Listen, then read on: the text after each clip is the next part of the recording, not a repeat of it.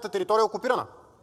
Ако приемем това за факт, ако приемем това за нещо, което е достойно за уважение, изключително човеколюбиво, филантропско отношение в международната политика, големият въпрос, който трябва да зададем е кога ще наложим санкции на Съединените американски щати, които са окупирали повече от 10% от територията на Сирия, Денков, и които бомбардират редовно сирийските градове и села, избивайки жени и деца.